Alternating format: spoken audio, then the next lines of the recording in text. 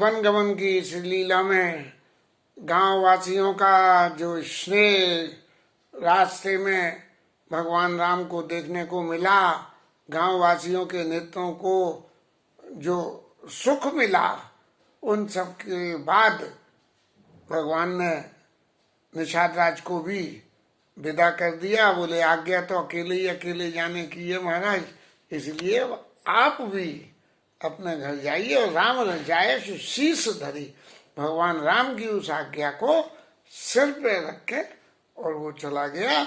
इसका स्पष्ट मतलब है कि उसका जाने का बिल्कुल मन नहीं था, लेकिन करे क्या, मजबूरी है, बॉस की आज्ञा तो उसको मानना। लेकिन फिर भी वन में रह के और भगवान जहाँ रह रहे हैं और उसके रास्ते में कहीं कोई ऐसी अड़चन का काम तो नहीं है, इसकी चौकसी वो करते रहे। पुनः सिय राम लखन कर जोरी, जमुनई कीन प्रणाम बहुरी। और फिर इन लोगों ने यमुना जी को प्रणाम करके और आगे के लिए चलिए। यमुना जी से जानकी जी ने वर मांगा, क्या ही करो जी पूजा तोरी, मैं आपके आके पूजा करूं, ऐसा मेरे को आशीर्वाद दो। और फिर रास्ते में जितने लोग वाग मिलते हैं उनके उस स्वरूप को देख देख के बहुत अपने मन में दुखी होते हैं कि आगे की रास्ता तो बड़ी बड़ी खराब रास्ता है, ये लोग कैसे जाएंगे। और ये देखने में तो सब ऐसा लगता है कि जैसे ये राजपुत्र हैं, बैठना उठना बोलना चालना इन सब बातों से ऐसा लगता है कि ये पथिक अनेक मिलई मग जाता, पथिक अनेक मिलई मग जाता, काई परस पर देखे दो राधा। दोनों भाइयों को देख के क्या कहते हैं कि राज लखन सब रंग तुम्हारे, देखी सोच अति हृदय हमारे। तुम्हारे सब राजपुत्रों के लक्षण है, ऐसा देख देख के हमें ये हो रहा है कि राजपुत्र या कैसे आ गए। राजपुत्र तो कभी आ ही नहीं सकते हैं मन में, लेकिन फिर भी आ गए। महारग चलो पया दे पाए, और ज्योतिष झूठ हमारी भाई। हम जितनी भी ज्योतिष विद्या को जानते हैं उसके हिसाब से आपके लक्षण तो राजपुत्रों के हैं, और राजपुत्र के लक्षण होने से आप पैदल चल रहे हो। और राजपुत्र तो रथों के और घोड़े गाड़ी सैनिकों के बिना चलते ही नहीं है। तो हमें तो ऐसा लगता है कि ज्योतिष विद्या ही गलत है। इतना प्रत्यक्ष रूप से भगवान को स्वीकार कर रहे हैं रास्ते के लोग वहां, कि ये कहने लगे कि हमारे हिसाब से तो ज्योतिष विद्या ही झूठे। अगम पंथ गिर कानन भारी, और तेईम संग नारी सुकुमारी। आगे की रास्ता तो महाराज बड़ी बड़ी खराब है, और तुम्हारे संग में ऐसी एक सुकुमार स्त्री हो रहे, कैसे चलोगे। करे के हरि बन जाई न जोई, और हम संग चलई जो आई है होई। आप आज्ञा दो तो हम आपके संग चलें, रास्ते में आपकी रक्षा करते हुए चलेंगे शेरों बागों से। और जाब जहां लगे ता पहुंचाई, फिर अब बहोरी तुम्हें सिर नाई। और जहां तक आपको जाना हो वहां तक हमें ले चलना, हम वहां पहुंचा देंगे, फिर आपको प्रणाम करके और हम लौट आएंगे। यही विधि पूछ प्रेम बसा, पुलक गात जलनैन, और कृपा सिंधु फेरई तिनई, कई विनीत मृदुवेन। ऐसे प्रेम के वशीभूत होकर ग्रामवासी जो पूछ रहे हैं, उनके मन में एक बात के लिए ऐसा हो रहा है कि कैसे ये स्थिति हो गई। क्योंकि कभी कभी व्यक्तिगत जीवन में भी होती हैं कि ये घटना हो तो गई, लेकिन हो कैसे गई इसका कोई आश्चर्य नहीं होता। आश्चर्य होता है कि ये घटना हो कैसे गई। ऐसे ही उन गांव वासियों को ये घटना ऐसी लग रही है और उनसे कहते हैं कि हम आपकी आज्ञा हो तो आपके संग चलें और आपको पहुंचा के लौट आएंगे। लेकिन भगवान उनसे विनय विनय से मना करते हैं, अरे जाओ जाओ, तुम कहाँ ले गए, तुम कहाँ पहुंचा के आओगे, हम तो सब तरह से समर्थ हैं, हमने बहुत दुनिया देख ली। तो ऐसी बात नहीं, क्योंकि भगवान राम का शील स्वभाव जो है वो स्वभाव किसी दूसरे का नहीं है, उसी शील स्वभाव है। कृपा सिंधु फेरई थी नहीं, उन्हें वापस भेज दे, कहते कही विनीत पर बहन, बड़े प्रेम स्नेह के शब्दों से कह के नहीं भैया, तुम्हारी बड़ी कृपा जो तुम हमारे संग चलने की कह रहे हो, लेकिन हमें तो अकेले ही जाना है वन में, इसलिए हम सब अकेले ही चले हैं। जयपुर गाओ बसई मन माई, विनय नाग सुर नगर से आई। रास्ते में जो गांव पड़ते हैं उनको भी बड़े बड़े नगर से आते हैं कि देखो भगवान इनके पास रास्ते में होके जा रहे हैं, इसलिए जे लोग धन्य हैं। और फिर क्या कहते हैं, कई चुकती कई घड़ी बसाए, धन्य पुण्य में परम सुहाए। कौन घड़ी में और किसने बसाए ये ऐसे हैं कि ये इतने पुण्यवान हो गए कि भगवान राम का दर्शन इन रास्तों को इनको, जहाँ जहाँ रामचंद्र चल जाई और तीन समान अमरावती नाई। भगवान राम के चरण जहाँ जहाँ चले जाते हैं उसके समान तो इंद्र की अमरावती पूरी भी नहीं होती है, ऐसा लोगों का मानना है। पुण्य पुण्य मग निकट निवासी, तिन्हीं सराय सुरपुरवासी। और ये देख के देवताओं के मन में तो और भी हो गया कि ले भैया जी भगवान के दर्शन कर रहे हैं और हम तो इतने ऊपर बैठ के कर रहे हैं, नीचे जाके दर्शन कर नहीं सकते हैं। लेकिन मैं व्यक्तिगत रूप से ये कहता हूं कि क्या देव स्वरूप देव शरीर किसी भी छद्मवेश में आके दर्शन नहीं कर सकते थे? दर्शन कर सकते थे, लेकिन देव शरीर की सबसे बड़ी जो कमी है वो यही है कि भगवत आराधन के काम में देव शरीर सबसे पीछे और उपभोग के काम में सबसे आगे है। जैसे ये होता है कि बड़े बड़े मंत्री संतरी और इनके लिए वो जो कुछ भी कही जाए तो ठीक है। जे बरि नयना बिलो कई राम और सीता निकट, सीता लखन सहित घन श्याम। श्याम वर्ण के राम जी को, सीता जी को और लक्ष्मण जी को देख के जो नेत्र भर के जिनके दर्शन कर लेते हैं ते तिनाई सराय सुरपुरवास। नहीं नहीं, सीता लखन सहित घन श्याम, जे सर सरित राम अगवाई। जिस सरोवर में जहां भी है जाके भगवान राम स्नान करते हैं। और तिनाई देव सर सरित सराहई, देवताओं के सरोवर जो वहां इंद्रपुरी में और वहां स्वर्ग में है वो उनकी सराहना करते हैं कि देखो जी इसमें जाके नहा रहे हैं। जेई तरु तर प्रभु बैठे जाई, करई कलप तरु तासु बढ़ाई। जिस पेड़ के नीचे जाके बैठ जाए उस पेड़ की तो कल्प तरु व्याख्या बड़ाई करते हैं। और परशुराम पद पदुम परागा, मानत भूमि भूरी निज बागा। भगवान राम के चरण जहाँ धरती में पड़ते हैं, धरती तो भगवान की पत्नी के भूदेवी और श्रीदेवी में भूदेवी भगवान की पत्नी है, अब भगवान के चरण उसके ऊपर पड़ रहे हैं तो वो अपने आप को भी धन्य मान रही है। छाई करई गन विबोध गना, और बरसई सुमन सिहाई। देवतागण जो छाया कर रहे हैं ऊपर से और फूल बरसा रहे हैं। देखत गिरी बन बियग मृग, राम चले बन जाय। और भगवान राम जो है पर्वतों को, पक्षियों को, मृगों को देखते हुए चले।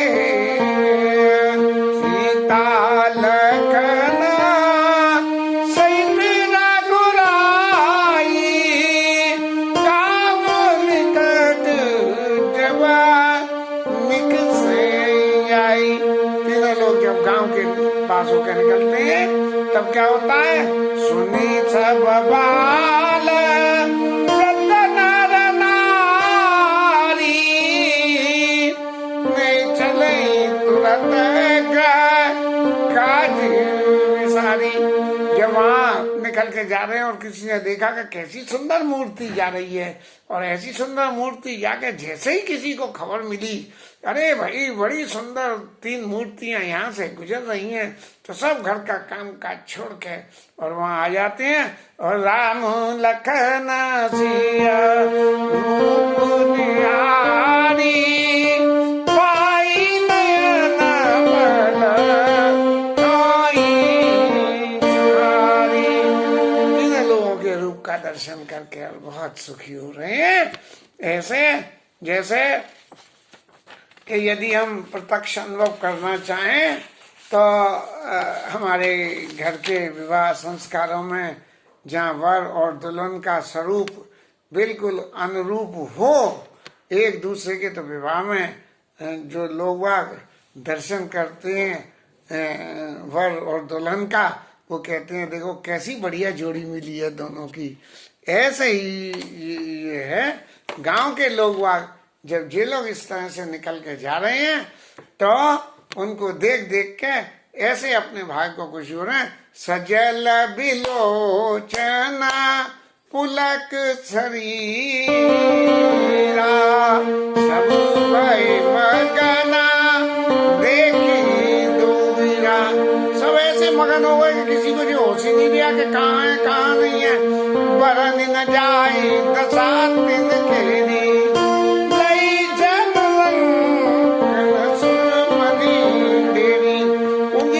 गोस्वामी जी कहते हैं कि वर्णन ही नहीं हो सकता कि क्या, जैसे कि किसी गरीब को सोने की ढेरियां मिल गई हो, उनके नेत्रों से जो भगवान के दर्शन हो रहे हैं उससे उन्हें ऐसा सुख हो रहा है कि जिन्हें कितनी संपत्ति मिल गई।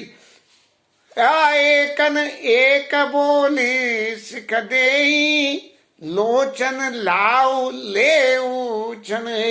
एक दूसरे से कह रहे हैं अरे तू इधर उधर मत देखे, सीधे इनकी तरफ देख।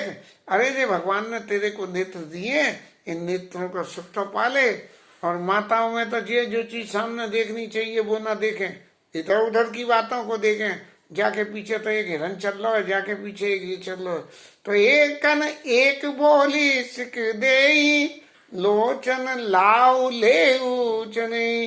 राम ही देख एक अनुरागे, चितलत चलाई संग लाई। भगवान राम के स्वरूप को जब किसी ने नेत्रों से देखा है तो नेत्रों से देखने के बाद जैसे वो टकटकी बांध लेते हैं, बिहारी जी के मंदिर में दर्शन करते हैं तो बिल्कुल जो हाथ जोड़ के उसे ये पता भी नहीं होती मेरे बराबर कौन खड़ा है। ऐसे जिसने देखा राम ही देखी एक अनुरागे, और चितवत चले जाई संग लागे। उनकी शक्ल को देखते हुए ही आगे चलने लगे। उन्हें खुद भी ये पता नहीं लगी कि वो चल रहे हैं, उनके संग में वो चलते चले जा रहे हैं, ये भी पता नहीं लग रही है उन्हें। ये तो चितवत चले जाए संग लागे। एक नयन मग छवि आनी, शिथिल तन मन बरमानी। जब अतिशय स्नेह किसी के प्रति हो जाता है तब उसके गुणों की चर्चा करने में तो नेत्रों में आंसू आ जाते हैं। और एक नयन मग छवि उर्वानी, नेत्रों से भगवान की उस छवि को अपने अंदर रख के हो शिथिल तन मन बर बानी, तन से मन से और अपनी जिह्वा से बोलना चाह रहे हैं लेकिन उनका कंठ अवरुद्ध हो गया है। एक देखे बट छाह बली, एक देख बट छाह बली, दास मृदुल तन पार, कहीं गवाई क्षणिक समय, गब नब अबही की रात। अब उनमें कुछ लोग तो बड़े बड़े ऐसे थे जो अपने नेत्रों को आनंद ले रहे थे और कुछ ऐसे कर्तव्यनिष्ठ व्यक्ति भी थे। तो उन्होंने कहा, उन्होंने जल्दी से एक आसन बनाया, एक देख बट छां भली, एक बट के पेड़ की अच्छी छां देख के और नरम नरम पत्ते बिछा के आसन बना दिया और कहीं गवाई है क्षणिक समय, एक क्षण के लिए महाराज यहाँ थोड़ा सा विश्राम कर लो, आप बहुत कोमल हो, आप थक जाओगे, इसलिए थोड़ी देर यहाँ विश्राम कर लो। और ये तो बताओ कि विश्राम से थकान अगर न उतरे तो अभी जाओगे या सुबह गवना अवई की प्रात अवई जाओगे या फिर सुबह चले जाना। और उन्हीं में से फिर एक और कर्मनिष्ठ व्यक्ति आए, एक कलश भरा पानी अजय नाथ कहीं, एक जो है लोटे कलश में पानी ले आए हैं और कह रहे हैं महाराज थोड़ा सा जल तो पी लो, आप बड़े थक रहे होगे। ये जो सारी क्रियाएं यहाँ प्रसंग में आती हैं, ये व्यक्ति को अपने जीवन में किस तरह से किसी भी व्यक्ति से हम मिलें उसका सम्मान, उसका समाधान करने की जरूरत है। सुने प्रिय बचन प्रीति अति देखी, राम कृपाल सुशील विशेषी। जब उन लोगों की इतनी प्रीति भगवान राम ने देखी तो भगवान तो दूसरे के शील को बहुत जल्दी प्रभावित हो जाते हैं। और ये करके उन्होंने सोचा कि क्या हमें रुकना चाहिए, इन लोगों का इतना स्नेह है, अगर इतना स्नेह है तो हमें रुकना ही चाहिए। और फिर अपने मन में विचार किया कि भाई रुकने के लिए क्या करें। जानी समित सिया मन माई, घड़ी घड़ी का विलंब छाई। थोड़ी देर के लिए उस बट की छाया में कोमल पत्तों के ऊपर में उन्होंने जो है विश्राम कर लिया। मुदित नारी नर देखई शोभा, रूप अनूप नयन मन लोभा।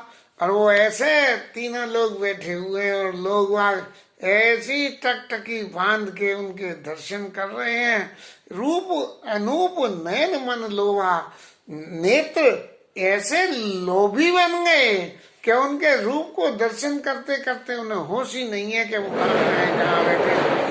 एक टक सब सोई चौरा, रामचंद्र मुख चंद्र है चकोरा।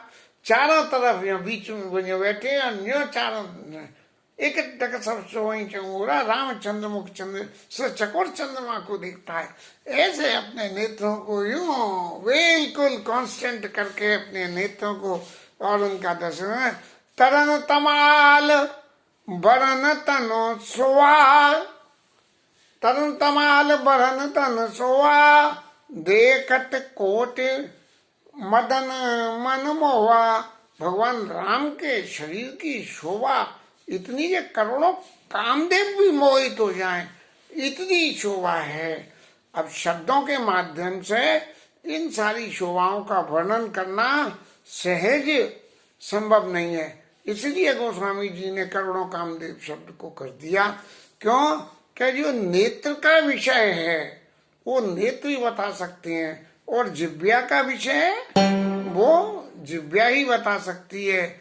जिव्या के नेत्र नहीं है और नेत्र के जिव्या नहीं है, इसलिए इन दोनों के सुख अलग अलग हैं। दामिनी बरन लखन सुठनी के, लक्ष्मण जी कैसे हैं? बिजली की तरह से सफेद चमचमाते हुए हैं। ओ दामिनी बदन लखन सुटनी के नक सिक सुबग भाव तेजी के। ऐसे सुंदर हैं कि उनके नक से लेकर और सिर तक अच्छे लग रहे हैं। बिल्कुल एक श्यामल रंग और एक गोरा।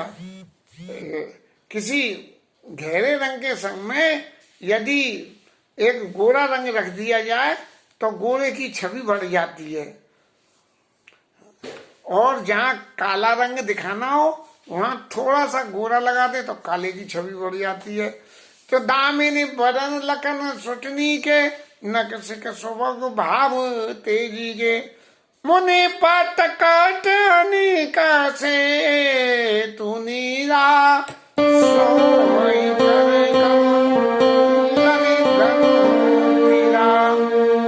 तीर धनुष और बाण लिए हुए ऐसी शोभा हो रही है कि जिसका वर्णन करते करते महाराज तुलसीदास जी तो ऐसे विफल हो गए कि उन्हें ऐसा लगा कि शायद इस लीला को थोड़ा सा विश्राम दे देना चाहिए, और जरा सा एक शोभा के लिए दुआ और लिख के आगे का प्रसंग में थोड़ा परिवर्तन किया गया।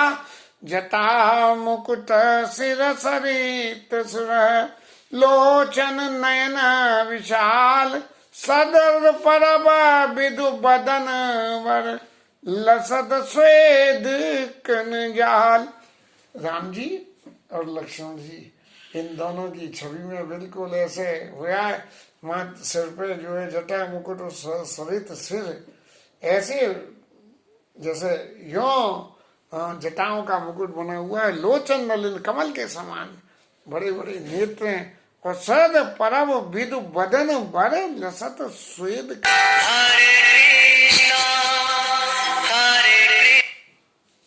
लसत स्वेद कन जाल।